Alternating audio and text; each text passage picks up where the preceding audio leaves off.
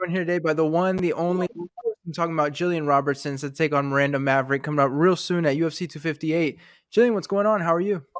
I'm super hyped with this new news. Just got it last week, so I'm just happy to get back in there. It's kind of weird, right? I feel like we found out about this fight quickly. Like it seems it's going to be a shorter camp for the both of you. I'm used to short camps. Generally, that's what I feel like the UFC's been throwing at me just through my whole career. So I'm always ready for it. But I feel like Miranda's kind of the same as me, where she's a gamer. She's down for no matter for anything. She's always competing, always in jiu-jitsu competitions, always trying to stay active. So I respect her for that, and I'm really excited for this matchup. And so they put you on a pretty good pay-per-view, right? Like it's not Poirier versus McGregor, but still Usman Burns. Like you guys are going to be appearing in front of a lot of eyeballs. Oh yeah, and the card's dope too. The whole lineup, I want to say, is just filled with bangers. Did you find out if you're prelims or a main card? Have you found that out yet? Because it can be confusing trying to figure out where everybody's going to be. I don't think the UFC releases like the actual like official of where it's gonna be until the week of. So I usually find out when I'm looking online. Like I'm Googling UFC, looking online what you guys are doing. So I know as much as you do. Oh, wow, that's weird. I always figure for fighters, like, you guys wanna have an idea of when you fight, but it's definitely weird, like, you're looking on, like, MMA Junkie and stuff, trying to figure out just like everybody else is. Yeah, and I guess you just gotta be ready at any time of the day. If you're fighting in Abu Dhabi, we were fighting at like 2 a.m., 3 a.m. when I was over there. So you just gotta be ready for whenever.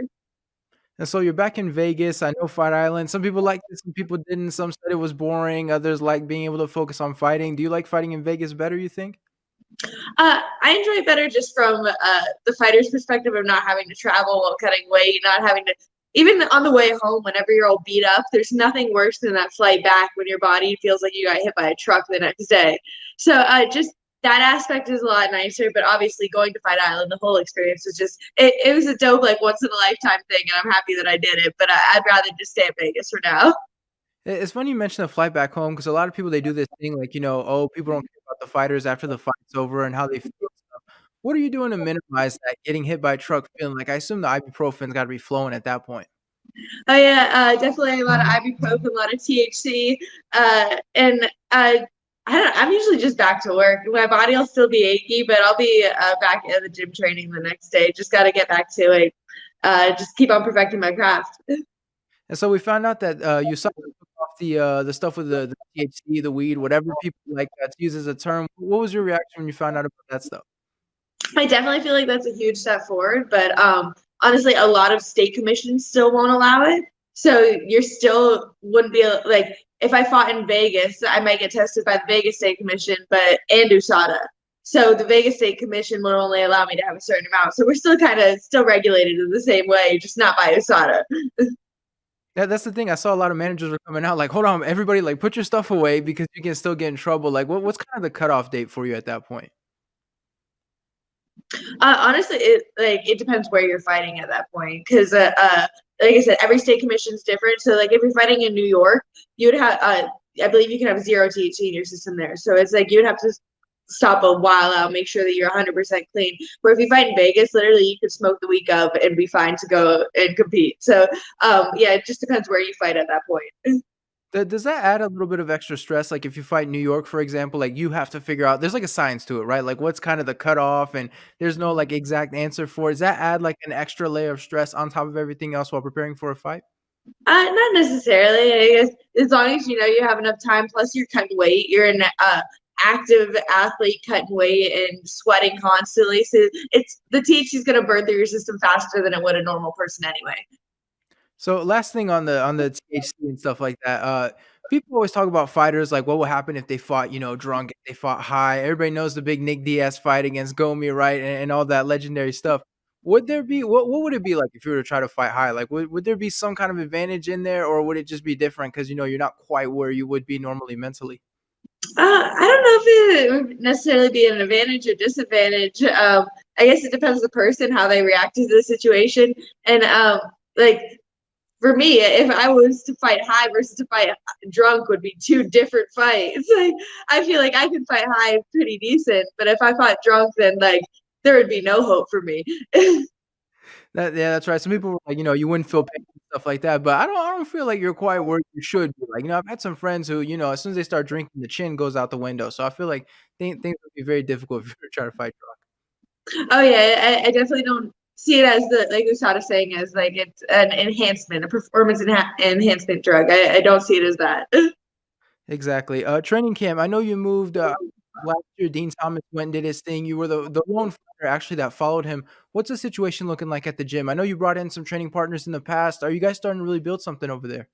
Oh, it's still mostly just me, Dean Thomas, Jose Shorty Torres. We've been working with a couple other people, and we've just been traveling to different gyms. Right now, Dean, he's in Abu Dhabi, so it's like I don't have my head coach. So we're just kind of me and Shorty are being nomads. We're going to different gyms, getting different bodies, and just being able to try all the shit. We've been working with Dean for months and months on everybody that on a lot of different looks, a lot of different styles.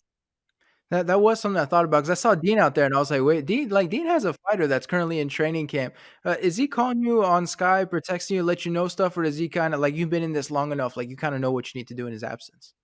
He texts me every day to make sure that I'm on my stuff, make sure that I'm staying up and doing everything I need to do. But he also trusts that I've got it handled, kind of. I can figure out what I need to do, and if I don't have a like, I said we're kind of being nomads, so we're trying to find a training session here, a training session there, and if I don't have a training session, then I know what I can do by myself, or I know what I can do with Shorty just to supplement that training for the day.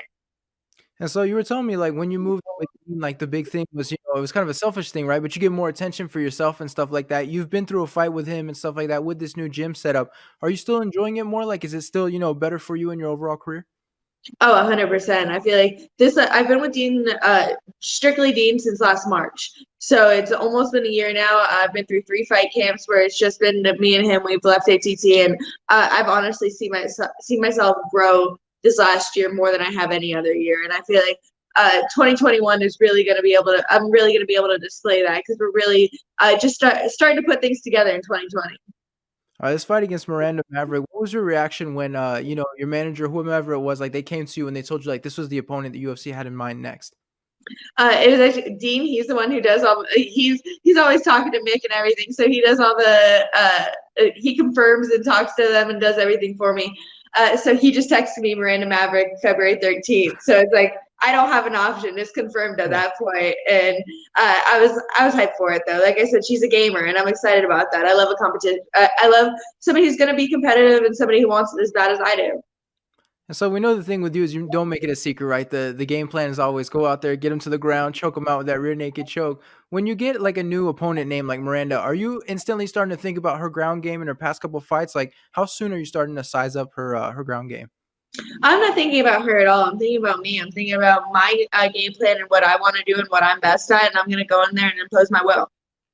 So with that being said, like do you still watch tape and stuff like that, or is that something that you kind of leave to your coaches so that they can sort of deal with that stuff?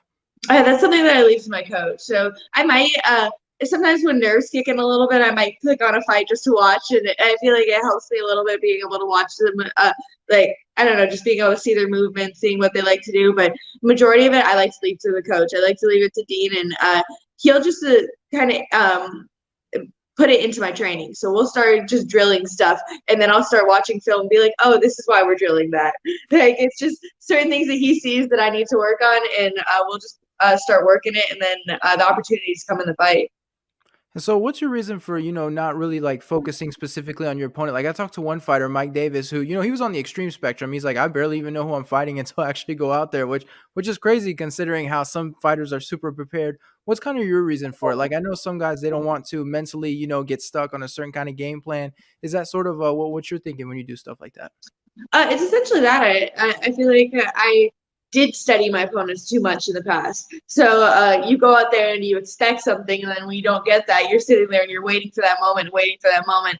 And now I'm trying to change my fighting, so it's like I don't care about them. I'm going out there and I'm doing me. So I'm not waiting for a moment. I'm going out there and I'm creating moments. Speaking of creating moments, I believe you have the record. What is it? The most submissions in women's history? What's the record that you're currently holding? I believe I have the most submissions in women's history, and then I'm tied for the most wins in my division. So does that mean every time you go out there, you're kind of a LeBron James, right? Like your legacy is out there. Every time you go out and fight, like you're adding a piece to the legacy. 'Cause at this point, you got to keep that record going. Oh yeah, I'm just trying to push that so no girls can catch it. Even after I retire, I want it to be too far for anybody to even get close to it. That's crazy. It's crazy to think like you surpass people like Ronda Rousey and stuff, right? Like people always picture her as like the armbar person, and you're going out there and you're, obliterating all those records. Like it must be a pretty good feeling when you look back on it.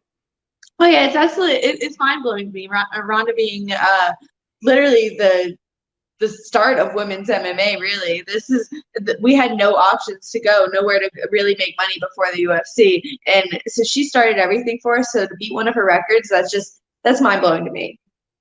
And so your past couple, I want to say competitions, because you did have a fight against Santos, but you also grappled against Gonzalez. Starting with your fight against Santos, what do you kind of take away from that performance? What did you kind of learn from that one? Honestly, I go in there and I fight my fight, and I haven't even watched that fight back yet. I need to eventually, but it becomes like I don't know. I need to build up like the courage to watch it. I still haven't.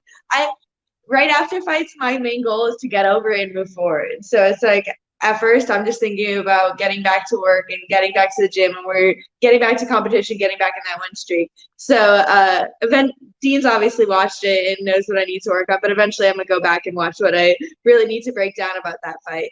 But ideally I'm just trying to move forward usually from a loss like that. Well, so how helpful is it to have a grappling bout against a big name like Gonzalez, and then you go out there and you beat her? Like that must be very helpful, especially because it happened pretty quickly. I believe it was in December as well. Oh yeah, it was actually advised against the UFC doctors. I had 9 stitches in my nose, and Oh, yeah. I texted the UFC. I was like, "When can I take these stitches out?" And they're like, "Oh, after 9 days, but don't grapple for about 21 days." And that grappling competition was 11 days after the fight. So I was like, "Yeah, sure, that's close enough." And I went and did it. And after the first sweep, I just see a drip of blood come down my nose. I Oh was like, no. "Ah!"